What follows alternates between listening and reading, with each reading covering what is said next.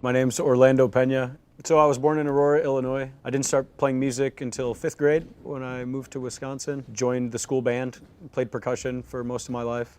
But at the same time, kind of always wrote poetry and just short stories growing up. And so I wanted to try my hand at songwriting because I loved music as a drummer, but just wanted to sort of combine these two things I loved. So I bought a guitar when I was 21 or 22, and YouTube, power of YouTube and singing in the car and the shower, pretty much just any place where people wouldn't hear me and I could get loud and kind of vulnerable and sort of discover these different parts of my voice that you couldn't otherwise do. It'll always, it's gonna bring me back to saying you. I moved to a goat farm in Illinois when I was like 23 because I wanted to work on songwriting and singing without anybody being around to judge. And so in DeKalb, Illinois, it was like the nearest sign of life to where I was. There was a small guitar shop there, and so I took lessons from a guy for, I think maybe like a month, but it ended up being that he just ended up playing mandolin for my band down there. And so I would just sort of songwrite every week for my homework and then bring it into my rehearsal, and then he would just sort of solo over the top and critique my songwriting, and we just kind of started a band from there.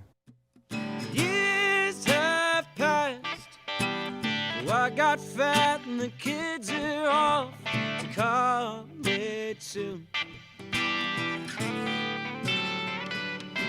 So my musical style, I'm still not entirely sure what it is. I was raised, like my mom raised me on 90s hip hop and like R&B, so like Tupac and like Boyz II Men and Brian McKnight and these phenomenal things, and like all the divas, so like Whitney and Mariah Carey. And it wasn't until I was like, I think 12 maybe, I got into like the Blink-182s and that whole early 2000s thing. And I remember finding Johnny Cash when I was like 15, and that was kind of the beginning of me falling in love with like songwriters and storytelling and just kind of that sound. I had never really grown up with that. It was just so fresh and new to me, even though it's like one of the most traditional old musics there are in this country.